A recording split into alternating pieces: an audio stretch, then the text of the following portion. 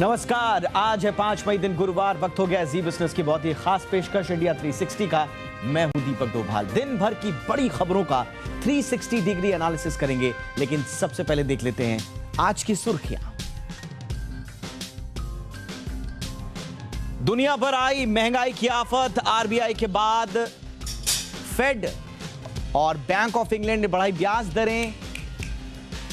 India 360 में करेंगे global महंगाई की सर्जरी। बताएंगे ग्लोबल महंगाई का डर भारत पर कितना असर। रिजर्व बैंक के कल रेपो रेट में बढ़ोतरी के बाद एक्शन में आए बैंक। आईसीआईसीआई, आईडीबीआई बैंक और बैंक ऑफ बड़ौदा ने लैंडिंग रेट 0.4% बढ़ाया। एलआईसी का आईपीओ पूरा भरा। अनिल सिंघवी की मध्यम से लंबी अवधि के लिए इशू में पैसे लगाने की सलाह। बाजार ने गंवाई सारी तेजी। निफ्टी ऊपरी स्तरों से 265 अंक फिसला। सेंसेक्स ने गंवाए 865 अंक, तो बैंक निफ्टी इंट्राडे हाई से 700 अंक टूटा। डाउ फ्यूचर्स की कमजोरी पड़ी बाजार पर भारी। स्कूल यूनिफॉर्म और किताबों को लेकर दिल्ली सरकार का स्कूलों को निर्देश। अपनी चुनी हुई दुकान से खरीदने के लिए नहीं बाध्य कर सकते स्कूल। नियम तोड़ा तो होगा एक्शन। इंडिया 360 में करेंगे इस शानदार खबर का पूरा विश्लेषण। दिल्ली के मुख्यमंत्री अरविंद केजरीवाल का बड़ा ऐलान। कहा, बिजली पर वैकल्पिक होगी सब्सिडी। जो फ्री मांगेगा उन्हें ही मुफ्त बिजली मिलेगी। और परिसीमन आयोग ने जम्मू के खाते में 6 और सीटें डाली। कश्मीर में 1 सीट बढ़ाने का सुझाव। विस्थापितों के लिए भी सीट आरक्षित।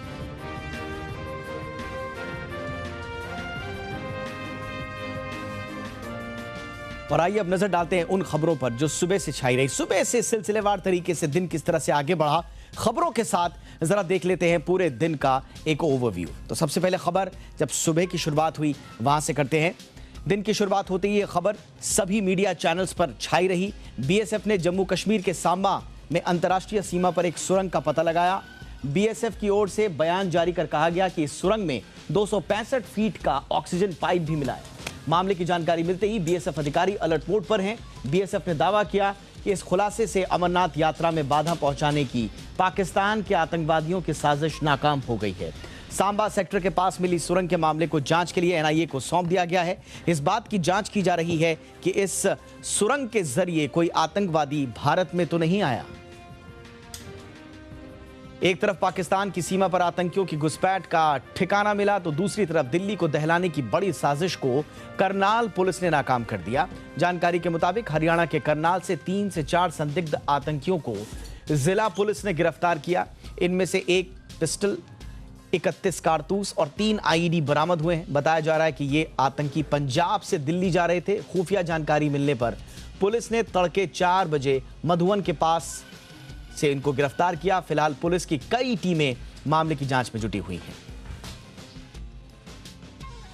दोपहर होते होते एक और खबर ने लोगों का ध्यान खींचा कि महाराष्ट्र के अमरावती से सांसद नवनीत राणा को मुंबई के भायखला जेल से रिहा कर दिया गया है। जेल से रिहा होने के बाद उन्हें लीलावती अस्पताल में भर्ती कराया गया। बीजेपी नेता किरीट सोमैया उनसे मिलने अस्पताल पहुंचे। राजद्रोह मामले में गिरफ्तारी के करीब 2 हफ्ते बाद महाराष्ट्र के अमरावती से सांसद नवनीत राणा और उनके विधायक पति रवि राणा को विशेष अदालत से बुधवार को शर्तों के साथ जमानत मिल गई थी। हालांकि दोनों की जेल से तत्काल रिहाई नहीं हो पाई। इससे पहले नवनीत राणा की तबीयत खराब होने पर भायखला जेल से इलाज के लिए जेजे अस्पताल ले जाया गया था। बाद में शाम को उन्हें वापस जेल में लाया गया था। इसी बीच खबर आई कि केंद्रीय गृह मंत्री अमित शाह पश्चिम बंगाल के दौरे पर हैं और इस दौरान आज उन्होंने सिलीगुड़ी में सभा को संबोधित करते हुए मुख्यमंत्री ममता बनर्जी पर जमकर निशाना साधा। उन्होंने कहा कि ममता बनर्जी तीसरी बार जीती हैं, बावजूद कुछ नहीं बदला।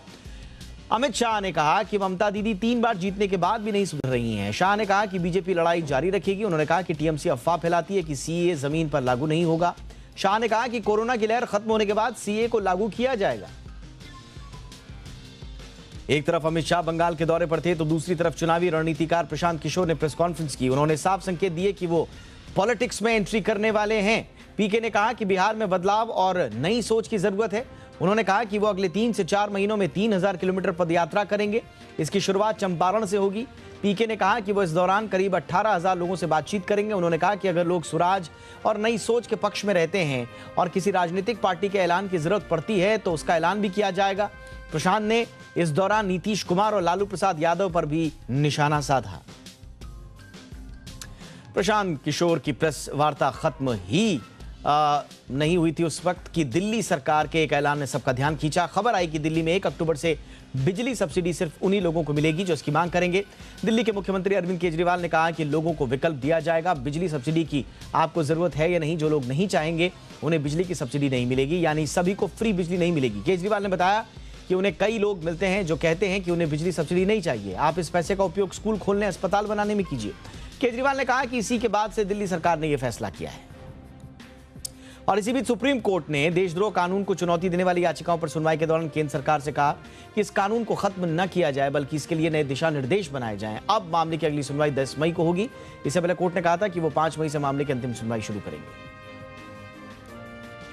और शाम होते ही जम्मू कश्मीर की एक और खबर ने लोगों का ध्यान खींचा। खबर आई कि परिसीमन आयोग ने केंद्र शासित प्रदेश जम्मू कश्मीर में विधानसभा के लिए 7 सीटें बढ़ाने का प्रस्ताव दिया है।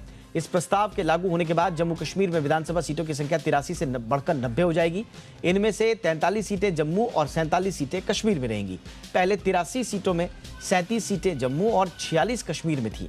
साथ ही पहली बार अनुसूचित जनजातियों के लिए 9 सीटों को रिजर्व करने का सुझाव भी है। जम्मू कश्मीर में आर्टिकल 370 खत्म होने और जम्मू कश्मीर राज्य पुनर्गठन के बाद परिसीमन आयोग गठित किया गया था।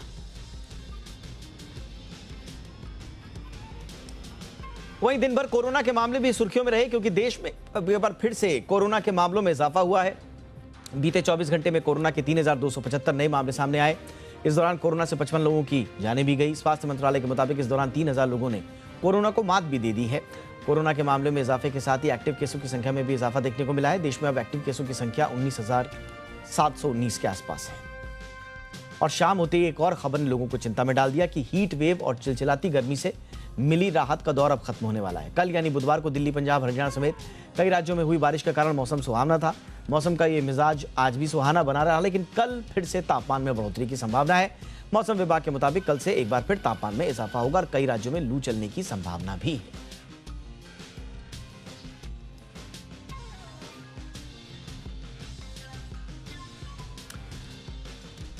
तो ये दिन भर की हमने हलचल आपको और पूरी दिन भर का खबरसार आपको बताया, लेकिन अब जरा बात कर लें दिल्ली सरकार के एक महत्वपूर्ण फैसले की। दिल्ली सरकार ने स्कूलों को लेकर एक बहुत बड़ा फैसला ले लिया है। सरकारी आदेश के मुताबिक दिल्ली के प्राइवेट स्कूल अब पेरेंट्स को अपनी ही दुकानों से किताबें और यूनिफॉर्म खरीदने के लिए बाध्य नहीं कर पाएंगे। इनफैक्ट दुकानें नहीं बल्कि स्कूल से ही अगर वो बाध्य करते हैं, स्कूल से ही आप किताबें खरीदिए, यूनिफॉर्म खरीदिए, तो ये मनमानी अब नहीं चलेगी। दरअसल पेरेंट्स अपने मनमर्जी की दुकानों से यूनिफॉर्म और किताबें खरीद सकते हैं। दिल्ली के डिप्टी सीएम और शिक्षा मंत्री मनीष सिसोदिया ने ट्वीट कर इसकी जानकारी दी। शिक्षा मंत्री मनीष सिसोदिया ने अपने ट्वीट में कहा कि हर स्कूल को आसपास की कम से कम 5 दुकानों की सूची जारी करनी होगी जहां से किताबें और ड्रेस खरीदी जा सकती हैं। इस आदेश की अवहेलना करने वाले स्कूलों के खिलाफ कार्रवाई की जाएगी।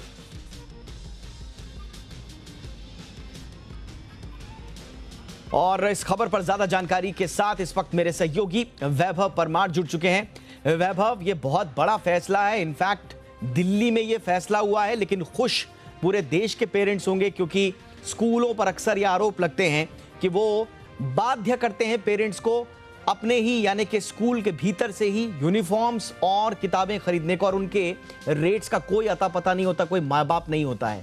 दिल्ली में सरकार के इस फैसले पर रिएक्शन किस तरह का है और क्या फैसला लिया है सरकार ने? बिल्कुल, देखिए, दिल्ली सरकार ने उन लाखों बच्चों को राहत दी है जो राजधानी में पढ़ाई कर रहे हैं, और बच्चों को तो राहत मिली है, उनके अभिभावक जो काफी समय से इंतजार कर रहे थे, क्योंकि हमने देखा है पिछले कई सालों में कि किस तरीके से जो प्राइवेट दुकानें होती है, जो स्कूलों से उनका टाई अप होता है, वहां पर किताबें और यूनिफॉर्म के लिए कहीं ना कहीं बच्चों को बाध्य किया जाता था। ऐसे हजारों लाखों स्कूल्स हैं राजधानी दिल्ली में ही अकेले जहां पर बाध्य किया जाता था स्कूल को कि अप्रैल का महीना जब शुरू होता है, जब 1 महीने का सेशन शुरू होता है, तो वहीं से आपको स्कूल ये निर्देश देता था कि आपको इसी जो है दुकान से संबंधित दुकान से आपको किताबें खरीदनी है, चाहे वो सीबीएसई की जो किताबें ही हो या कोई डिस्क्रिप्टिव किताबें हों, तो वहाँ पर ये कहा जाता था कि आपको यहीं से किताबें और यूनिफ़ॉर्म खरीदना है। और इसी को लेकर कहीं न कहीं पेरेंट्स जो हैं, दिल्ली पेरेंट्स एसोसिएशन ही हो या फिर अलग-अलग जो पेरेंट्स से जुड़े हुए एसोसिएशन है, वो ये माँग उठाते आए हैं कि हमें बाध्य नहीं किया जाए। इसको लेकर लेटर भी कहीं लिखे गए थे और आज मुख्यमंत्री उप मुख्यमंत्री मनीष सिसोदिया और जो शिक्षा मंत्री भी हैं, उन्होंने एक बड़ा फैसला लिया और राहत दी है कि आप लोग अपने स्कूल कोई भी स्कूल बच्चों और अभिभावकों को बाध्य नहीं कर सकता है कि किस तरीके से आप इसी दुकान से जो है यूनिफ़ॉर्म या किताबें खरीदें। आप किसी भी दुकान से खरीद सकते हैं और साथ ही साथ स्कूलों को भी निर्देश दिए गए हैं कि आप अपने आस-पास के जहाँ पे भी स्कूल है, वहाँ के 5 किलोमीटर के या ऐसे एरिया में 5 ऐसी दुकानें बताएँ जहाँ पर यूनिफ़ॉर्म और किताबें मिल सकती हैं। कोई भी स्कूल जो है बाध्य नहीं कर सकता है स्टूडेंट को। ऐसे में बड़ी राहत मिली क्योंकि अब तक बच्चे परेशान होते थे कि एक ही दुकान से उन्हें लेना होता था, लंबी लाइनें लग जाती थी कहीं न कहीं स्कूलों के बाहर। अब क्योंकि सेशन शुरू हो जाता है, तो पेरेंट्स भी काफ़ी ज़्यादा परेशान होते हैं। वैभव, अब इसमें 2 चीजें हैं। बिल्कुल आपने सही कहा कि एक स्कूल के टाई अप्स होते थे। स्कूल कहता था कि आप फला दुकान पे जाइए, यहीं से आपको टेक्स्ट बुक खरीदनी है, यहीं से आपको यूनिफॉर्म खरीदनी है। और दूसरा जो एक तरह का जो आरोप लगता था कि स्कूल जो एक तरह से दुकानदारी कर रहे हैं या धंधा चला रहे हैं, वो ये होता था कि वो खुद ही किताबें और ड्रेस प्रोक्योर करके सारे पेरेंट्स और स्टूडेंट्स को कहते थे कि हमारे पास है, अब आप यहीं से खरीदिए। तो दोनों पर लगाम लगेगी। अब ऑप्शंस बताने पड़ेंगे कम से कम 5 दुकानों के पेरेंट्स को। बिल्कुल, देखिए एक टर्म यूज़ किया जाता था, फिक्सिंग करके एक टर्म है जो पेरेंट्स आरोप लगाते वक्त यूज़ करते थे और लगातार वो जब लेटर भी लिखते थे तो लेटर्स में ये टर्म का उपयोग करते थे कि ये फिक्सिंग हो रही है, ये धांधलेबाजी हो रही है और इसी को लेकर कहीं न कहीं हमें राहत मिलनी चाहिए। और इसी को लेकर बड़ा फैसला जो है दिल्ली सरकार ने लिया है कि किसी भी अब पेरेंट्स या स्टूडेंट्स को बाध्य नहीं किया जाएगा। तो अब पेरेंट्स अपने मन मुताबिक जहाँ पे भी दुकान है, स्कूल से दूर भी है चाहे वो, तो वहाँ से वो खरीद सकते हैं। उन्हें लंबी लाइनों में नहीं लगना होगा क्योंकि अप्रैल का महीना शुरू होता है, तब हम देखते हैं कतारें जो हैं पेरेंट्स के बच्चों के साथ पेरेंट्स भी खड़े होते हैं यूनिफॉर्म के लिए, किताबों के लिए, क्योंकि कई बार जब एक साथ स्कूल खुलते हैं तो किताबें भी उपलब्ध नहीं होती, यूनिफॉर्म भी उपलब्ध नहीं होती। तो अब वो कहीं से भी जो है यूनिफॉर्म ले सकते हैं और किताबें भी खरीद सकते हैं। तो जो मनमानी थी कहीं न कहीं प्राइवेट दुकानदारों की, वो कहीं न कहीं उस पे बड़ी रोक लगेगी और एक राहत मिलेगी उन बच्चों को जो काफ़ी समय से इंतज़ार कर रहे थे कि किताबों के लिए उन्हें इंतज़ार करना पड़ता था, यूनिफॉर्म के लिए इंतज़ार करना पड़ता था और कहीं न कहीं ज़्यादा रेट्स पर उन प्राइवेट, क्योंकि टाई अप होता था प्राइवेट स्कूलों का उन दुकानों से, तो ज़्यादा रेट्स भी चुकाने पड़ते थे कई बार।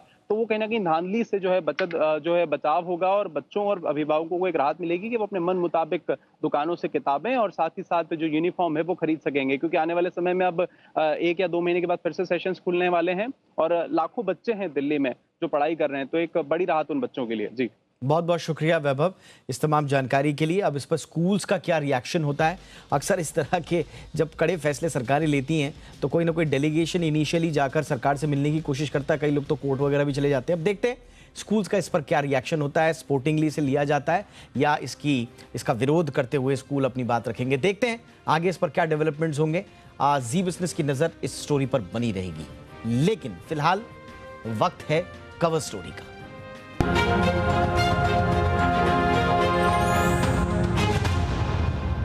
और आज की कवर स्टोरी हम लेकर आए हैं महंगाई से जुड़ी हुई। और आज हम सिर्फ हिंदुस्तान में हमारे अर्थव्यवस्था के भीतर जो महंगाई है उसकी बात नहीं कर रहे हैं, आज हम पूरी ग्लोबल महंगाई की बात करेंगे।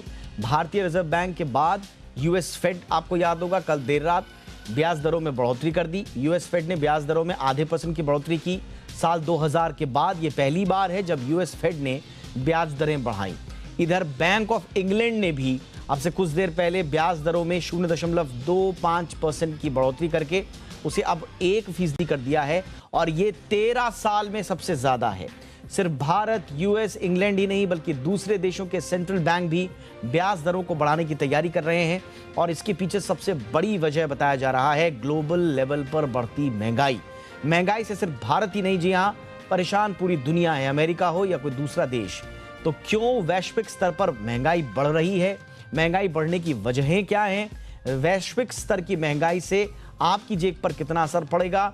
और साथ ही साथ ये जो रेट हाइक होने का जो सिलसिला शुरू हुआ है पूरी दुनिया में, क्या इससे महंगाई पर वाकई में काबू लग पाएगा या जो रिकवरी मोड में पूरी दुनिया थी, सिर्फ भारत ही नहीं, उस पर कोई इसका असर पड़ेगा? करेंगे पूरा विश्लेषण। पहले ये रिपोर्ट देखिए, खास मेहमान हमारे साथ हैं इस पर चर्चा करने के लिए।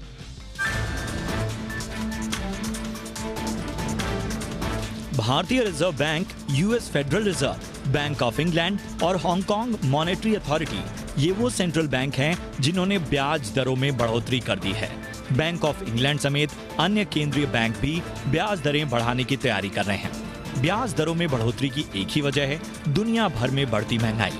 अगर आपको भारत में बढ़ती महंगाई काफी ज्यादा लग रही है तो आपको तुर्की और अर्जेंटीना के आंकड़े देखने चाहिए। तुर्की में महंगाई दर अप्रैल में 70% पर पहुंच गई है, वहीं अर्जेंटीना में महंगाई 55% के पार पहुंच चुकी है। रूस में करीब 17%, ब्राजील में 11.3% और अमेरिका में महंगाई दर 8.5% पर आ गई है। दुनिया भर में बढ़ती महंगाई के लिए कई फैक्टर जिम्मेदार हैं। विशेषज्ञों के मुताबिक कोरोना की वजह से महंगाई बढ़ी है और आग में घी का काम किया है रूस और यूक्रेन युद्ध ने। रूस यूक्रेन युद्ध की वजह से सप्लाई चेन प्रभावित हुई है। इसका असर फूड और ऑयल एक्सपोर्ट पर भी पड़ा है। एक्सपर्ट्स की माने तो इस युद्ध के चलते ग्लोबल इन्फ्लेशन रेट 6% के पार पहुंच सकता है। दुनिया भर में बढ़ती इस महंगाई पर लगाम कसने के लिए ही ब्याज दरें बढ़ाई जा रही हैं। दरअसल जब केंद्रीय बैंक ब्याज दरें बढ़ाते हैं तो आम आदमी, कारोबारियों और इंडस्ट्रीज के लिए लोन लेना महंगा हो जाता है।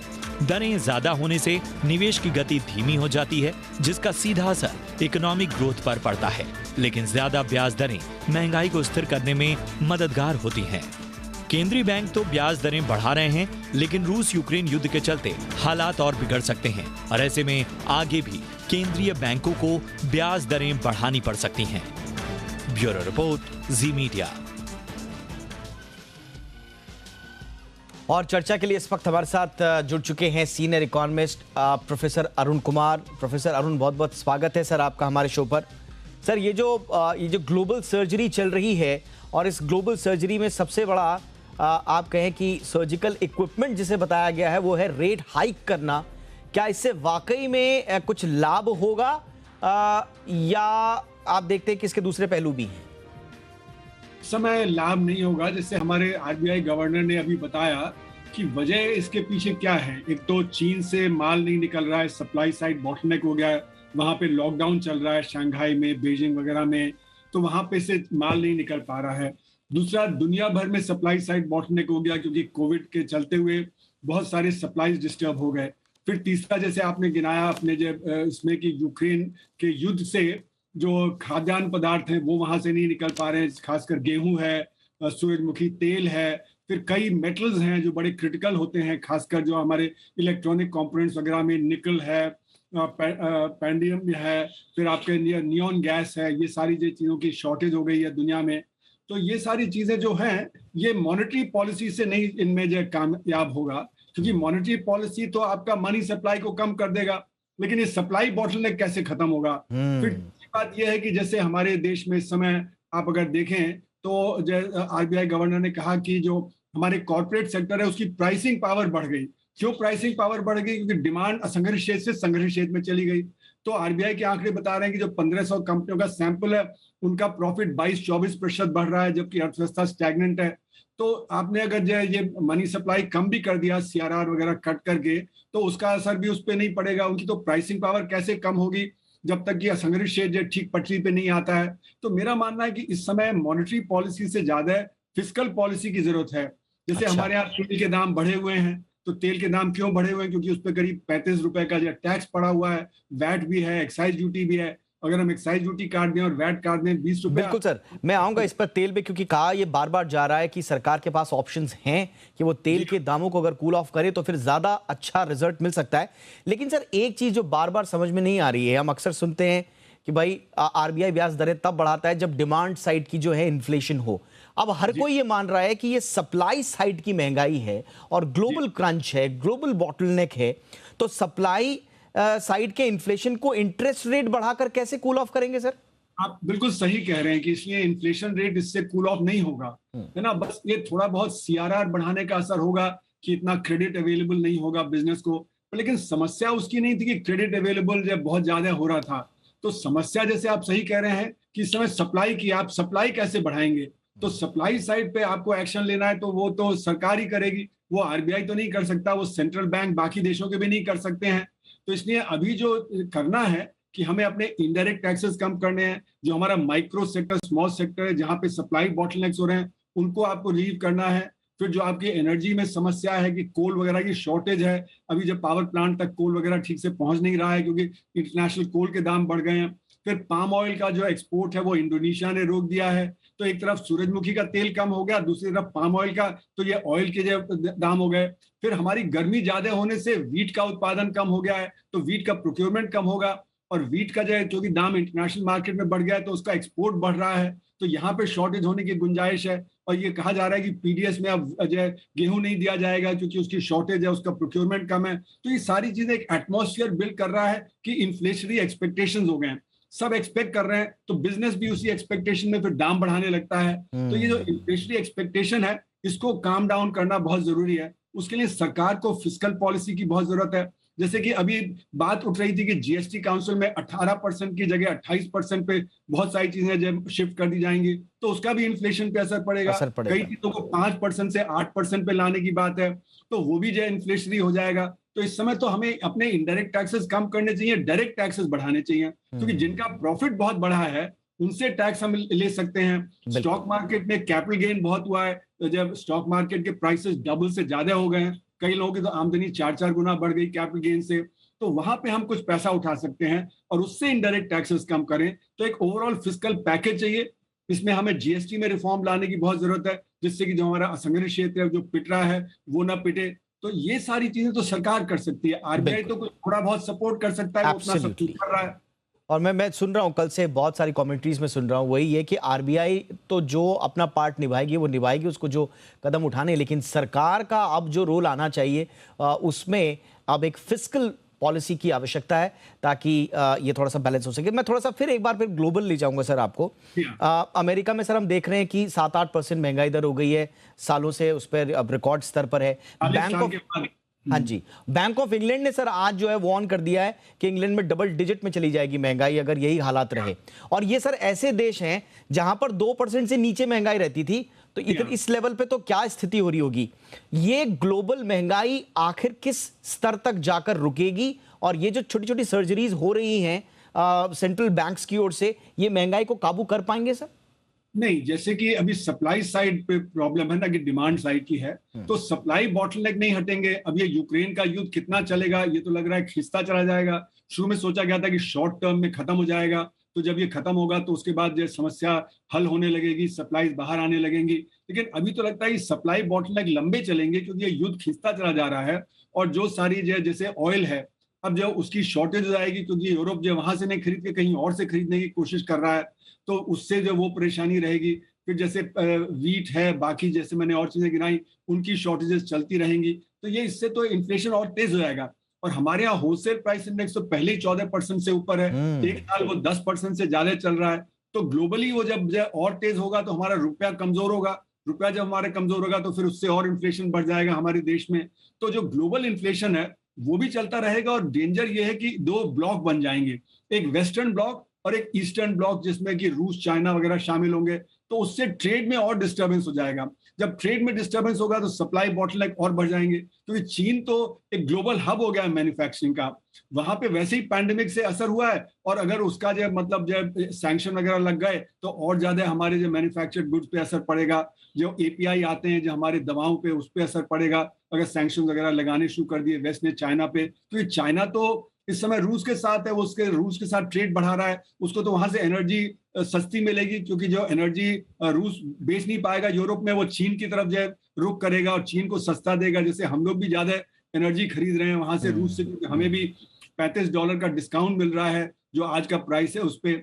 तो इसलिए ये सब देखते हुए मुझे डर है कि एक कोल्ड वॉर शुरू हो रही है, जिसमें कि सारा का सारा डिस्टर्बेंस बढ़ता चला जाएगा, और जब वो बढ़ेगा तो सारे के सारे दुनिया में इन्फ्लेशन और तेज होगा। तो ये सप्लाई साइड है नीतियां, ये सप्लाई साइड की प्रॉब्लम्स हैं, ना कि डिमांड साइड की प्रॉब्लम्स। ये बहुत ही थोड़ी सी पिक्चर जो है वो थोड़ी सी डराने वाली आगे नजर आ रही है। अब इसको जितना जल्दी हम अपना होमवर्क करें उतना बेहतर होगा। और होमवर्क में आज सर आप बता रहे हैं कि जीएसटी रिफॉर्म इस वक्त बेहद आवश्यक हो गए हैं, और उन रिफॉर्म्स में भी सर बार बार अभी चर्चाएं चल रही है। हालांकि बीच में तो हम ही लोग थक गए थे कि पेट्रोल डीजल को जीएसटी में लाना ऐसा लगता था कि हम कोई मजाक कर रहा है और टाइम पास करके, क्योंकि इसका होना जाना कुछ है नहीं। तो अब आपको लगता है कि सीरियसली सोचना चाहिए? अब केंद्र सरकार भी बार बार कहती है ये शुरू में कि हम तो तैयार हैं, स्टेट्स तैयार नहीं है। अब वक्त आ गया कि एक टेबल पर बैठ के जीएसटी रिफॉर्म्स के तहत पेट्रोल डीजल को लाया जाए जीएसटी में। देखिए, जीएसटी में लाने का मतलब है कि आप रेट कम कर देंगे, है ना। तो रेट तो अभी भी कम किए जा सकते हैं। जीएसटी काउंसिल चाहे या ना चाहे, एक्साइज ड्यूटी आपके हाथ में है, आप उसको घटा दीजिए। आप 27 रुपए की जगह उसको 12 रुपए कर दीजिए तो 15 रुपए दाम कम हो जाएगा। उसके लिए जीएसटी काउंसिल में जाने की कोई जरूरत नहीं है, कि ये तो जीएसटी काउंसिल से बाहर किया जा सकता है। वो तो एक तरह से मतलब जो पोस्टपोन कर रहे हैं, क्योंकि ये कैश काउ है। तो स्टेट्स के लिए भी कैश काउ है, सेंटर के लिए भी कैश काउ है। तो अगर जो सेंटर तुरंत कदम उठा ले और वो घटा दे 15 रुपए से, तो दाम एकदम कम हो जाएंगे, क्योंकि वैट भी एक परसेंटेज होता है, वहां पे भी कमी हो जाएगी। तो इसलिए जीएसटी से इसका नहीं। लेकिन जो डेंजर है कि जीएसटी में कई चीजों पे रेट बढ़ाने की बात चल रही है। रेट बढ़ाना नहीं, रेट तो इस समय घटाना चाहिए। एब्सोल्युटली। बहुत बहुत शुक्रिया सर इस तमाम जानकारी के लिए। आपने महंगाई का और ग्लोबल महंगाई का जो विश्लेषण दिया, बहुत बहुत शुक्रिया आपका इसके लिए। Thank you so much. आइए अब बढ़ते हैं आगे और कुछ और महत्वपूर्ण खबरों का रुख करते हैं, और साथ ही साथ ये जो महंगाई बढ़ने का जो क्रम है और उसी क्रम में एक कड़ी जो जुड़ी है केंद्रीय बैंक की ओर से ब्याज दरों में बढ़ोतरी। अब उसके सिलसिले को आगे बढ़ा रहे हैं बैंक भी लोन की ब्याज दरों में इजाफा कर देते हैं जैसे ही आरबीआई अपनी दरों में इजाफा करता है, और उससे आपके लिए लोन लेना महंगा हो जाता है। और बैंकों का ब्याज दरें बढ़ाने का सिलसिला ये लगातार अब शुरू हो चुका है। बैंक ऑफ इंडिया की कहानी हमने आपको बताई कल कि कैसे उसने तुरंत बढ़ाए। अब आईसीआईसीआई बैंक समेत कई बैंकों ने कर्ज पर ब्याज महंगा कर दिया है। और किन किन बैंकों ने ब्याज दरें बढ़ाई हैं, कितनी ब्याज दरें बढ़ी हैं, पूरी डिटेल लेते हैं मेरे सहयोगी अनुराग शाह से। अनुराग बताइए। देखिए, रिजर्व बैंक के ब्याज दरों में बढ़ोतरी के बाद ये माना जा रहा था कि बैंकों के द्वारा भी इसे पास ऑन किया जाएगा, और इसकी शुरुआत हो गई है। आईसीआईसी बैंक के द्वारा जो है 40 बेसिस पॉइंट जो एक्सटर्नल बेंचमार्क रेट है उसे बढ़ा दिया गया है और अब 8.10 तक पहुंच गई है। इसके अलावा दिग्गज सरकारी बैंक ऑफ बड़ौदा के द्वारा भी जो उनका रेपो लिंक लोन है जो अभी 6.50% पे था, उसे 40 बेसिस पॉइंट बढ़ाकर 6.90 कर दिया गया है। तो इससे जो होम लोन, पर्सनल लोन जैसे लोन हैं ये सब महंगे हो जाएंगे। लोगों की ईएमआई है जो बढ़ जाएगी, क्योंकि 1 अक्टूबर 2019 के बाद से जो भी रिटेल लोन है वो फ्लोटिंग रेट पे दिए गए, यानी एक्सटर्नल बेंचमार्किंग पे दिए गए हैं, और ज़्यादातर जो लोन है वो रेपो लिंक लोन है। स्टेट बैंक ऑफ इंडिया ने भी संकेत दिए है कि उनकी जो एल्को की मीटिंग है उसके बाद ये जो दरों में बढ़ोतरी का फैसला लिया जाएगा, और स्टेट बैंक ऑफ इंडिया के करीब 74% जो लोन बुक है रिटेल लोन की वो एक्सटर्नल बेंचमार्किंग से जुड़ी हुई है। इसके अलावा लेकिन इस बढ़ोतरी के देखते हुए इसके अलावा जो फ़ायदा है वो उन लोगों को फ़ायदा है जो पिछले 2 साल से अपनी फ़िक्स डिपॉजिट पर काफ़ी कम ब्याज ले रहे थे, तो वहाँ पर भी अब फिक्स डिपॉजिट की एफडी की दरें है उसमें बढ़ोतरी हुई है। आईसीआईसीआई बैंक के द्वारा जो 5 करोड़ से कम की एफडी है वहाँ पर 25 बेसिस पॉइंट दरों में बढ़ोतरी की गई है। इसके अलावा कोटक महिंद्रा बैंक ने भी ऐलान किया है कि 2 करोड़ से कम की तमाम एफडी पर 35 बेसिस पॉइंट ज़्यादा ब्याज दिया जाएगा। इसके अलावा सीनियर सिटीजन्स को 50 बेसिस पॉइंट अतिरिक्त ब्याज दिया जाएगा। तो जिस तरह से महंगाई जो है आने वाले दिनों में और बढ़ सकती है, तो लोगों को तैयार रहना चाहिए कि आगे चल के और जो उनकी ईएमआई में बढ़ोतरी हो सकती है। बहुत बहुत शुक्रिया अनुराग इस तमाम जानकारी की। ये तो बात हो गई ग्लोबल महंगाई की, और आने वाले दिनों में इस महंगाई का असर क्या रहेगा। इसी वजह से संभावना ये भी जताई जा रही है कि आरबीआई आगे भी ब्याज दरों में बढ़ोतरी कर सकता है, और ये बढ़ोतरी कई बार हो सकती है। जी हाँ, ब्रोकरेजेस ने इस पर रिपोर्ट भी जारी की है, और ब्याज दरों पर ये जो ब्रोकरेजेस का अनुमान है ये क्या कहता है, क्या कह रहे हैं ब्रोकरेजेस, ये सब मेरे सहयोगी वरुण दुबे बता रहे हैं। Over to you Varun. देखिए, आरबीआई की तरफ से ब्याज दरों में बढ़ोतरी के बाद ब्रोकरेज हाउसेस मान रही है कि यहाँ से ब्याज दरों में और बढ़ोतरी आपको देखने मिल सकती है। सबसे पहले जेपी मॉर्गन का कहना है कि जून में करीब 50 बेसिस पॉइंट के आसपास की बढ़ोतरी जो है वो आरबीआई की तरफ से आपको देखने मिलेगी, और अगस्त में करीब 25 बेसिस पॉइंट के आसपास की बढ़ोतरी देखने मिल सकती है। यानी कि अगस्त तक अगर आप देखेंगे तो रेपो रेट जो है करीब 5.15% के आसपास पहुंच जाएंगे। सिर्फ यही नहीं, इनका कहना है कि जो सीआरआर है उसमें भी आरबीआई बढ़ोतरी कर सकता है, और जून में करीब 50 बेसिस पॉइंट के आसपास की बढ़ोतरी जो है वो सीआरआर में आरबीआई कर सकता है।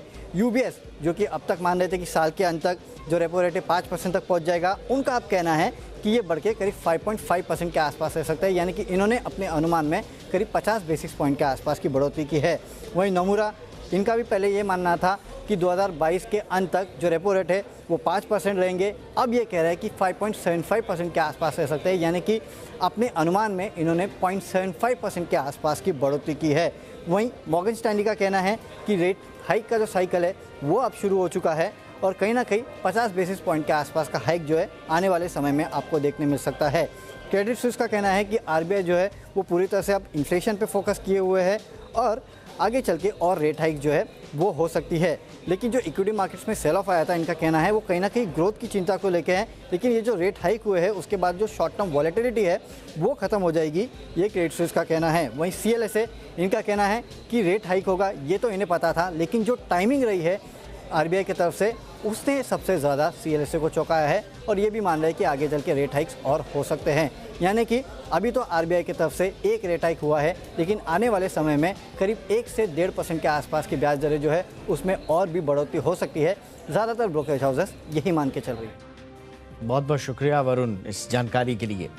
और बात बाजार की भी कर लेते हैं। वीकली एक्सपायरी के दिन बाजार में उतार चढ़ाव देखा गया। एक वक्त निफ्टी 270 अंकों की तेजी के साथ 16,950 के करीब था, मगर दोपहर बाद बाजार पर दबाव बनने लगा, फिसल गया आखिरकार बाजार। निफ्टी इंट्राडे में 265 अंक फिसला, सेंसेक्स 850 पॉइंट से ज्यादा टूटा और आखिर में निफ्टी सिर्फ 5 अंकों की बढ़त के साथ 16,700 के नीचे बंद हुआ। सेंसेक्स में 33 अंकों की मामूली बढ़त रही। कैसा रहा आज का कारोबार और बाजार का एक्शन, बता रहे हैं अरमान नाहर। हमारे बाजार ने आज शुरुआत तो काफ़ी अच्छी करी। जो कुछ भी नेगेटिव था वो सब कुछ प्राइस्ड इन हो चुका था, सारी अनसर्टनिटीज़ को पता चल चुकी थी, पर जो हमने तेज़ी ली थी हम उसे सस्टेन नहीं कर पाए और अंत में हम फ्लैटिश और नेगेटिव के आसपास ही बंद होते हुए दिखे। अब कौन से ऐसे शेयर्स थे जिनमें खासी मंदी देखी गई, निफ्टी के कौन से ऐसे शेयर्स थे जिसमें इंडसइंड बैंक, ब्रिटेनिया इंडस्ट्रीज़, टाटा कंज्यूमर, सन फार्मा ऐसे स्टॉक रहे जिनमें खासा दबाव देखा गया। वहीं अगर दूसरे लूजर्स की बात करी जाए तो उसमें angel one, Borosil renewable, intellect design और कैनफिन होम्स ऐसे रहे जिन पर अच्छा खासा प्रेशर देखा गया। अब कौन से स्टॉक्स थे जो फोकस में थे, एबीबी और मेट्रो मनी रिजल्ट के चलते फोकस में रहे, प्रीवी स्पेशलिटी केमिकल जो हमारी एक्सक्लूसिव स्टोरी थी और दीपक नाइट्राइट भी अच्छे खासे फोकस में रहे। अब अगर टॉप निफ्टी गेनर्स की बात करी जाए तो टॉप निफ्टी गेनर्स में Tech Mahindra, Hero Moto, Infosys, HCL Tech, IT sector ने अच्छा खासा सपोर्ट करा और इसी के कारण जो आपको मेजर निफ्टी गेनर्स दिख रहे हैं उसमें आपको HCL टेक, इन्फोसिस, टेक महिंद्रा दिख रहे हैं और हीरो मोटो कॉर्प ने भी अच्छा खासा गेन दिखाया। अब दूसरे गेनर्स की बात करी जाए जो निफ्टी गेनर्स के अलावा हैं उसमें Hikal, KPR mills, Varroc engineering और सीमेंस थे। ओवरऑल देखा जाए तो जो हमने शुरुआत जो अच्छी करी थी हम उसे सस्टेन नहीं रख पाए और उसको अच्छी कन्वर्जन रेट पे अच्छे सपोर्ट के साथ हम क्लोज नहीं कर पाए। शुक्रिया अरमान। अब जरा फटाफट से अमेरिकी बाजारों का हाल देख लेते हैं, वहां पर किस तरह से शुरुआती कारोबार चल रहा है, उसके बाद कल का एक्शन और कल का आगे क्या राह होगी भारतीय बाजारों की, ये समझने की कोशिश करेंगे। आप देखिए इस वक्त अमेरिकी बाजारों का हाल बुरा है। नैस्डैक आप देखिए लगभग 4% के आसपास टूटा हुआ, 500 से ज्यादा अंकों की गिरावट नैस्डैक में दिख रही है। 12,454 के स्तर पर कारोबार कर रहा है और इसी तरह से डाउ जोन्स आप देखिए जबरदस्त गिरावट, 900 से ज्यादा अंकों की गिरावट, 2.40% की गिरावट के साथ 33,142 के स्तर पर और S&P का भी यही हाल। तो बुरी तरह से कारोबार जो है वो गिरावट में चल रहा है अमेरिकी बाजारों में। अब जरा मार्केट में कल का एक्शन कैसे देखने को मिलेगा ये बताने के लिए इस वक्त मेरे साथ ट्रेड से ब्रोकिंग के डायरेक्टर संदीप जैन साहब जुड़ चुके हैं। संदीप जी बहुत बहुत स्वागत है सर आपका। सर अमेरिकी बाजारों का हाल तो शुरुआत बहुत ही खराब रही है, लेकिन फिलहाल आपका नजरिया कल के लिए हमारे मार्केट्स के लिए क्या है सर? नहीं, खराब ही है। आज देखिए जिस तरीके से कल की रेट हाइक के बाद और इनफैक्ट अक्रॉस द वर्ल्ड सारे सेंट्रल बैंक से रेट हाइक कर रहे हैं और महंगाई इतनी ज्यादा है, तो उसको लेकर जब ऐसे रेट हाइक और महंगाई जब आती है तो एक स्टेगनेंसी भी आती है और मुझे लगता है कि आने वाले दिनों में रिजल्ट्स भी बहुत ज्यादा अच्छे नहीं आएंगे कंपनीज के, क्योंकि कॉस्ट के प्रेशर्स देखने को वैसे ही मिल रहे हैं। तो मेरे हिसाब से कल की कट के बाद, कल के एक डीप फॉल के बाद आज एक बाउंस बैक लेने की मार्केट ने कोशिश की थी, बट कल भी मार्केट अपने जो अहम एक सपोर्ट को हम देखते हैं 200 डेमा उसके नीचे बंद हुआ और आज भी डिसाइसिवली उसके नीचे बंद हो गया, ट्रेडिंग ऊपर करते हुए। जो ऊपर के लेवल्स पे प्रॉफिट बुकिंग आ रही है, स्ट्रॉन्ग रेजिस्टेंस तो आ ही रहा था। मैं हरदम इस शो में यही कहते आ रहा हूँ कि एक्सुबरेंस के साथ ट्रेडिंग नहीं करे, बहुत कॉशियस होने की जरूरत है। और ग्लोबल क्यूज भी आज तो गजब के खराब हो रखे हैं, तो मुझे लगता है कि माहौल इंडियन मार्केट्स भी अगर SGX निफ्टी को देखें तो वहां पे भी 150 पॉइंट का फॉल है। So let's see how it goes, but मुझे ऐसा लगता है कि मार्केट्स में बहुत कॉशियस होने की जरूरत है। बिना बात की पोजीशंस नहीं बनाए और कहीं ना कहीं जो अपनी पोजीशंस है उनको संभालने की कोशिश करें, या फिर जहां पे भी स्टॉप लॉसेस और टारगेट्स अपने हिट होते हैं तो उनमें एग्जिट करें, अननेसेसरली प्रॉफिट्स को बिल्ड ऑन नहीं करें, जो कि आज अनिल जी ने भी यही कहा था दोपहर में। तो मेरे हिसाब से पैसा बनाने की जगह पैसा बचाने की तरफ ध्यान देना चाहिए, और आज मैंने दोपहर में भी इस चीज को ट्वीट किया था कि it is time to be extremely cautious. बिल्कुल, तो संभल कर आगे बढ़ना है, बिना सोचे समझे कोई पोजीशन नहीं बनानी है और पैसा बचाने पर फोकस रखें। बहुत बहुत शुक्रिया आपका इस तमाम जानकारी के लिए संदीप सर। LIC के आईपीओ को शानदार रिस्पांस मिला है। दूसरे दिन तक आईपीओ पूरा भर गया। LIC के पॉलिसी होल्डर्स के लिए रिजर्व किया गया हिस्सा पहले दिन ही ओवर सब्सक्राइब हो गया था। कर्मचारियों के लिए रिजर्व हिस्सा 2 गुना से ज्यादा सब्सक्राइब हो चुका है, जबकि रिटेल निवेशकों का हिस्सा 91% भरा है। आईपीओ के तहत 16,20,78,067 शेयर बिक्री के लिए रखे गए हैं। निवेशकों को 9 मई तक पैसा लगाने का मौका मिलेगा। रिटेल निवेशक मिनिमम 1 लॉट यानी कि 15 शेयरों के लिए अप्लाई कर सकते हैं, और इस हिसाब से रिटेल निवेशकों को 45 रुपए के डिस्काउंट के बाद मिनिमम 13,560 रुपए लगाने होंगे। मैक्सिमम लिमिट 14 लॉट है यानी कि 210 शेयर। निवेशक मैक्सिमम 1,89,840 रुपए लगा सकते हैं। देश की आर्थिक राजधानी मुंबई में इलेक्ट्रिक व्हीकल्स को बढ़ावा देने की तैयारी की जा रही है, और इसके लिए BMC मुंबई ने न सिर्फ EV चार्जिंग स्टेशन बढ़ाने की बात कही है, बल्कि हर एक रेजिडेंशियल और कमर्शियल बिल्डिंग में भी पार्किंग स्पेस देने की तैयारी की है। क्या है ये पूरी खबर, बता रही है मेरी संवाददाता एकता सूरी। ओवर टू यू एकता। जी बिल्कुल, आने वाले दिनों में हम देख सकते हैं कि देश की आर्थिक राजधानी मुंबई में इलेक्ट्रिक व्हीकल्स को बूस्ट देने के लिए BMC एक चार्जिंग पॉलिसी ड्राफ्ट कर रही है। इसके तहत बहुत से चेंजेस देखने को मिलेंगे। मसलन हर एक पार्किंग लॉट में 20% जो स्पेस होगी वो इलेक्ट्रिक व्हीकल्स के लिए होगी। इसके अलावा अगर रेजिडेंशियल कॉम्प्लेक्स है तो वहाँ पर इलेक्ट्रिक व्हीकल को चार्ज करने के लिए 15 से 20 एम्पेयर का एक पॉइंट होगा, जिसमें at a time 2 electric vehicles charge हो सकते हैं। अगर इंडस्ट्रियल कॉम्प्लेक्स है या फिर कमर्शियल कॉम्प्लेक्स है तो बकायदा एक चार्जिंग स्टेशन होगा। BMC का ये दावा है कि 28 लोकेशंस उन्होंने तय कर ली हैं, जैसे कि बस स्टेशन हो गया, सिविक वार्ड ऑफिस हो गया, या फिर हॉस्पिटल्स हो गए, जहां पर बतौर चार्जिंग स्टेशंस होंगे। 55 उन्होंने बस डिपो यहां पर तय कर लिए हैं, जहां पर चार्जिंग स्टेशंस होंगे, और वो सिर्फ इलेक्ट्रिक बसेस को चार्ज करने के लिए नहीं होंगे बल्कि आम जनता भी उसका इस्तेमाल कर सकती है। बेस्ट की बसेस में 3000 इलेक्ट्रिक बसेस होंगी साल 2023 तक। ये सब BMC इसलिए कर रही है ताकि कार्बन फुटप्रिंट्स जो हो वो कि कम हो मुंबई शहर में। जी बहुत बहुत शुक्रिया इस तमाम जानकारी के लिए एकता आपका। आगे बढ़ते हैं। प्रोफेशनल्स की बढ़ती डिमांड को देखते हुए देश में एक नए तरह का टैलेंट वॉर शुरू हो गया है।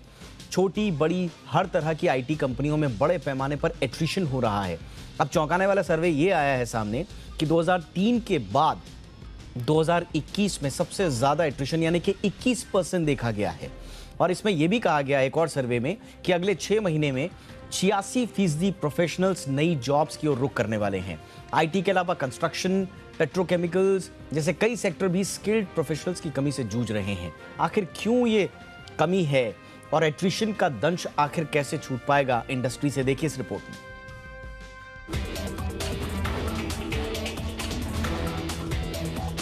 देश में प्रोफेशनल्स की मांग में तेजी से इजाफा होने वाला है। नए नए स्टार्टअप्स खुल रहे हैं। नई टेक्नोलॉजी और नई तरह के बिजनेस मॉडल भविष्य में विकास के पहिए की रफ्तार बढ़ाने वाले हैं। इन सब के बीच एक चौंकाने वाला सर्वे सामने आया है। माइकल पेज के इस सर्वे के मुताबिक अगले 6 महीने में देश में एक नए तरह का टैलेंट वॉर शुरू हो सकता है। प्रोफेशनल्स नए अवसर तलाशेंगे और इनमें से 86% नई जॉब्स की ओर रुख करेंगे। असल में जॉब मार्केट में स्किल्ड प्रोफेशनल्स की भारी कमी है, और जो हैं उनकी मांग बहुत ज्यादा है, और यही वजह है कि एट्रिशन बढ़ रहा है। अभी तक IT sector he talent war के दौर से गुजर रही है। AON इंडिया का कहना है कि साल 2021 में 21% एट्रिशन रेट देखा गया, जो कि साल 2003 के बाद अपने पीक पर है। सबसे अधिक एट्रिशन IT सेक्टर की टॉप 2 कंपनियां इन्फोसिस और TCS झेल रही हैं। सर्वे में साफ कहा गया है कि टैलेंट वॉर से ऐसे हालात बन रहे हैं कि भारतीय कंपनियों को बड़ी सैलरी पर लोगों को हायर करना पड़ सकता है। टैलेंट को रोकने के लिए कंपनियां वर्क फ्रॉम होम की पॉलिसी को आसान कर रही हैं। नेचर ऑफ जॉब के मुताबिक कर्मचारियों को उनके कुल वर्किंग आवर का 50% आवर वर्क फ्रॉम होम के तौर पर विकल्प मिल रहा है। कंपनियां कुछ चुनी हुई कैटेगरी में कर्मचारियों को 100% वर्क फ्रॉम होम का विकल्प दे रही हैं, ताकि वो जिंदगी और काम के बीच तालमेल बिठाते हुए कंपनी में बने रहें। क्योंकि सर्वे में पाया गया है कि 61% लोग बढ़ी सैलरी की बजाय वर्क फ्रॉम होम को तवज्जो दे रहे हैं। Management consulting firm Russell Reynolds associates यानी RRA की माने तो इस समय देसी कंपनियां टिकाऊ टैलेंट की मार झेल रही हैं। डिजिटल करेंसी से लेकर इको ग्रीन कॉन्सेप्ट और इलेक्ट्रिक व्हीकल्स के क्षेत्र में क्रांति का जो दौर आया है, उसे देखते हुए इन क्षेत्रों से जुड़े प्रोफेशनल्स की भारी कमी देखी जा रही है। खासकर भारत में बिजनेस स्ट्रेटजी लीडर्स की भारी मांग है। ग्लोबल लेवल महज 10% स्ट्रेटजी लीडर्स ही एशिया में मौजूद हैं, जबकि कम्युनिकेशन पब्लिक अफेयर्स में यह आंकड़ा 70% है। यानी आने वाले दिनों में ग्लोबल वार्मिंग के तहत जिस तरह से कंपनियों के कामकाज में तेजी से बदलाव आया है, उसे देखते हुए भारत में ग्रीन इको से जुड़े लीडर्स की किल्लत नए स्टार्टअप्स कंपनियों के लिए परेशानी का सबब बनती जा रही है। ब्यूरो रिपोर्ट, जी मीडिया। मुंबई की लाइफलाइन कही जाने वाली मुंबई लोकल के फर्स्ट क्लास और AC लोकल का किराया आज से 50% कम हो गया है। ये कटौती सिंगल टिकट की दरों में किया गया है, लेकिन ये नियम मंथली पास पर लागू नहीं है। मुंबई के बोरीवली से दादर तक AC लोकल में किराए के बदलाव के रियलिटी चेक किया हमारे सहयोगी अनुराग शाह ने। पिछले गुरुवार को जब हमने बोरीवली से दादर के बीच AC लोकल में सफर किया था, तो उसका जो टिकट का फेयर था वो 135 रुपये था, लेकिन इस गुरुवार को वही फेयर जो है वो 70 रुपये है। क्या बदलाव हुआ है इस एक हफ्ते के अंदर? बदलाव ये हुआ है कि सरकार के द्वारा मुंबई AC लोकल में 50% तक की दरों में कटौती की गई है, और उसका लोगों का कैसा रिस्पॉन्स है यही जानने की कोशिश करते हैं। फेयर कम हुआ, फेयर जनता के लिए अच्छा हुआ है। उसके सामने लोकल AC ट्रेन के फ्रीक्वेंसी और बढ़ाना चाहिए, और मासिक में जो किराया कम नहीं किया है और डेली अप डाउन वाले हैं उसके लिए किराया कम करना है। एक्चुअली पहले तो फुल अमाउंट 135 लगता था अंधेरी तक, तो अभी 70 रुपीज़ हुआ है, तो मतलब आम इंसान के बजट में आ गया है, तो बहुत सारे लोग इसमें ट्रैवल कर पाएंगे। Much better train than the local train and is very accompanied by the people also, and I like this journey. काफ़ी सुविधा हो गई है कि जो 100% पेमेंट करना था वो अभी 50% ऑलमोस्ट हो गया, तो सब पब्लिक हैप्पी है, सबको एकदम राहत मिली है and everyone is comfortably travelling. मैं ये कहना चाहूँगी, और गवर्नमेंट का धन्यवाद कि उन्होंने ये निर्णय लिया। AC लोकल में सफ़र करने वाले यात्रियों का मानना है कि 50% तक जो सिंगल टिकट में रिडक्शन किया गया है वो काफ़ी बढ़िया कदम है, लेकिन जो रोज़ाना अप डाउन करते हैं, जिनका मंथली पास बना हुआ है, उनको भी कुछ छूट देनी चाहिए। और सबसे बड़ी जो डिमांड है कि वो AC लोकल की जो फ्रिक्वेंसी है उसे बढ़ाना चाहिए। अनुराग शाह, मीडिया, मुंबई। मेरठ में स्कूटी पर सवार एक लड़की पुलिस से भिड़ गई और बीच सड़क पर ही हंगामा करना शुरू कर दिया। दरअसल लड़की स्कूटी से रॉन्ग साइड जा रही थी। जब पुलिस ने उसे टोका तो मैडम बेकाबू हो गई।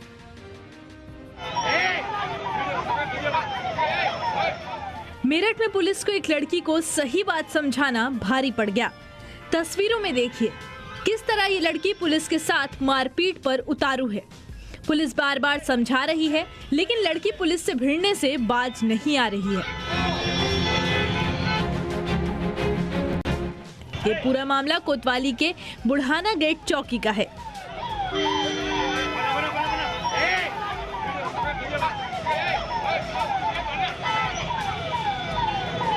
दरअसल स्कूटी पर सवार ये लड़की सड़क पर रॉन्ग साइड से जा रही थी। पुलिस ने जब उसे रोका तो मौके पर मौजूद दरोगा पर ही उसने स्कूटी चढ़ा दी। इसके बाद लड़की ने सड़क पर ही ड्रामा करना शुरू कर दिया।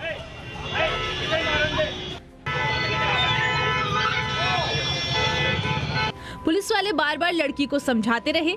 तस्वीरों में आप साफ देख सकते हैं कि लड़की की दोस्त भी उसे रोक रही है, लेकिन मैडम के सिर पर गुस्सा सवार हो चुका है। उसने सैंडल निकालकर महिला पुलिसकर्मी की ओर फेंक दिया। महिला पुलिसकर्मी उसे रोकती रही, समझाती रही, लेकिन लड़की समझने को तैयार नहीं थी। फिलहाल पुलिस ने आरोपी लड़की को हिरासत में ले लिया है। ब्यूरो रिपोर्ट, जी मीडिया। और अब पत्नियों के काम की खबर है। जी हां, अगर पत्नी चाहे तो पति की सैलरी स्लिप देख सकती है, क्योंकि पति की सैलरी स्लिप देखना निजता का उल्लंघन नहीं है। ये फैसला हाईकोर्ट की ग्वालियर खंडपीठ ने सुनाया है। रिपोर्ट देखिए। अगर आपकी पत्नी आपकी सैलरी स्लिप देखना चाहती है तो आपको सैलरी स्लिप दिखानी होगी, क्योंकि ये निजता का हनन नहीं है। ऐसा ही एक मामला ग्वालियर में सामने आया, जहां पति को हर महीने 18,000 रुपए पत्नी और बच्चों के भरण पोषण के लिए देना था, जबकि पति पैसे देने में आनाकानी कर रहा था, जिसके बाद उसकी पत्नी कोर्ट पहुंच गई और न्याय की गुहार लगी। अदालत की ओर से पीड़ित महिला के पति को दस्तावेजों के साथ कोर्ट बुलाया गया, लेकिन पति ने कोर्ट में सैलरी स्लिप दाखिल नहीं की और दलील दी कि सैलरी स्लिप दिखाने के लिए मजबूर करना संविधान के नियमों के खिलाफ है और उन्हें अपने खिलाफ सबूत देने के लिए मजबूर नहीं किया जा सकता। हाई कोर्ट की ग्वालियर खंडपीठ ने मामले की सुनवाई करते हुए कहा कि पत्नी को पति की सैलरी देखने का पूरा अधिकार है, ये निजता का हनन भी नहीं है। ऐसे में उन्हें सैलरी स्लिप कोर्ट में पेश करनी होगी। इसके साथ ही अपनी पत्नी को भी सैलरी स्लिप दिखानी होगी। फिलहाल पूरे मामले की सुनवाई 20 जून के बाद होगी। ब्यूरो रिपोर्ट, जी मीडिया। एक और दिलचस्प खबर सुनिए। वैज्ञानिकों ने एक ऐसी सीक्रेट डाइट बताई है जिसे फॉलो करके आप 100 साल तक जीवन जी सकते हैं। आज के वक्त में एक इंसान की उम्र औसतन हिंदुस्तान में तो 67-68 है और ग्लोबली अगर देखा जाए तो 60 से 80 साल तक ही सीमित रह गई है। ऐसे में आप अपनी उम्र कैसे बढ़ा सकते हैं, वो सीक्रेट डाइट क्या है, देखिए इस रिपोर्ट में।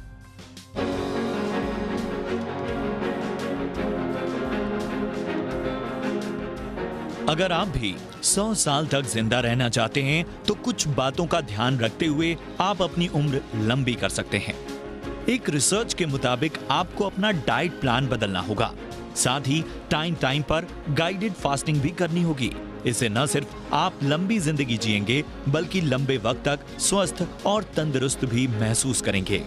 यूनिवर्सिटी ऑफ विस्कॉन्सिन के प्रोफेसर रोजलिन एंडरसन और यूएससी लियोनार्ड डेविस स्कूल के प्रोफेसर वॉल्टर लोंगो ने पिछले 10 साल में पोषण पर हुई सैकड़ों रिसर्च को स्टडी किया और ये पाया कि अक्सर उपवास और दूसरे भोजन को वजन कम करने से जोड़ा जाता है, लेकिन ये लंबा जीने के लिए भी अहम है। विशेषज्ञों का कहना है कि 100 साल जीना आज भी संभव है, बस आपको अपनी डाइट ठीक रखनी होगी। आजकल लोग जिस तरीके से अपनी डाइट को लेकर चल रहे हैं, उसका खासा असर लोगों की उम्र पर भी पड़ता है।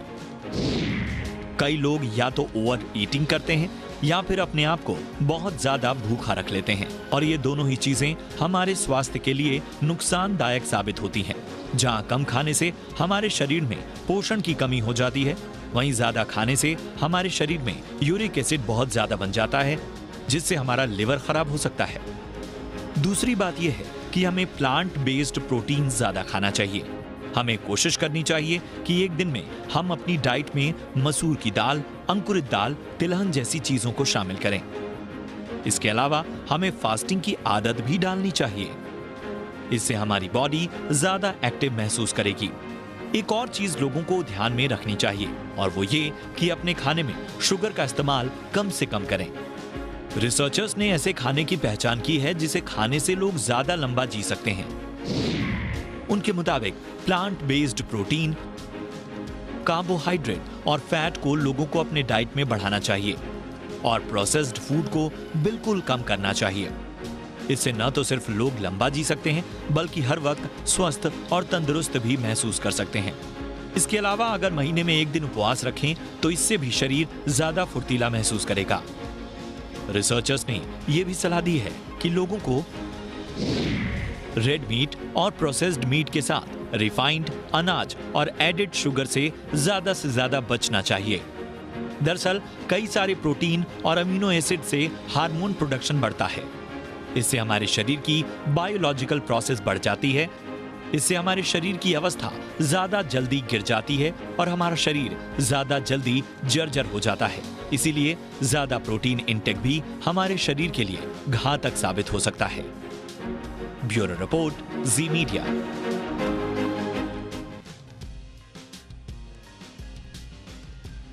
तो 100 साल तक जीने की सीक्रेट डाइट तो आपने देख ली। अब आपको मिला रहे हैं 100 साल के एक ऐसे शख्स से जिन्होंने सबसे लंबे समय तक नौकरी करने का रिकॉर्ड बनाया है।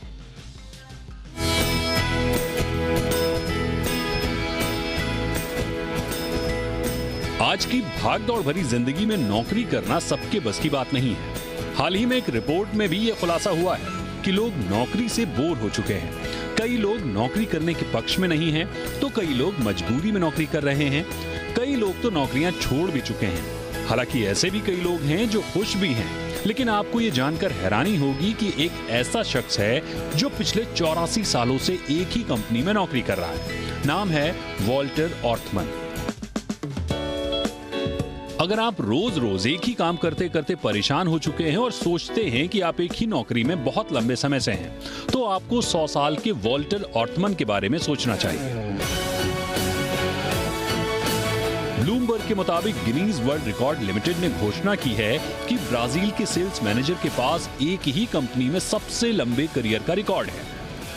वॉल्टर एक टेक्सटाइल कंपनी में पिछले 80 साल से अधिक समय से काम कर रहे हैं। 100 साल के वॉल्टर ने इंडस्ट्रियाज रिनॉक्स एसए में एक शिपिंग असिस्टेंट के तौर पर काम करना शुरू किया था, जिसका नाम अब रिनॉक्स व्यू है। वॉल्टर ने द्वितीय विश्व युद्ध के शुरू होने से 1 साल पहले काम करना शुरू किया था, जब वो केवल 15 साल के थे। जल्द ही उन्हें सेल्स पोजीशन के लिए प्रमोट किया गया, जहां वो आज तक काम करते हैं। अगर दुनिया भर के आंकड़ों पर नजर डालें तो अमेरिकी ब्यूरो ऑफ लेबर स्टैटिस्टिक्स के मुताबिक अमेरिका में कर्मचारी 2020 में औसतन सिर्फ 4.1 साल तक टिकते हैं, लेकिन वॉल्टर ने नौकरी करने का रिकॉर्ड बना लिया है। वॉल्टर का कहना है कि वो सिर्फ इतना ही सोचते हैं कि कल एक और दिन होगा जब मैं जागूंगा, उठूंगा, कसरत करूंगा और काम पे जाऊंगा। आज वॉल्टर के रिकॉर्ड की दुनिया भर में चर्चा हो रही है। ब्यूरो रिपोर्ट, जी मीडिया। तो ये था आज का इंडिया 360। हैशटैग याद रखिए, हैशटैग जी इंडिया 360। कोई राय, कोई सुझाव हो तो जरूर भेजिएगा। नमस्कार।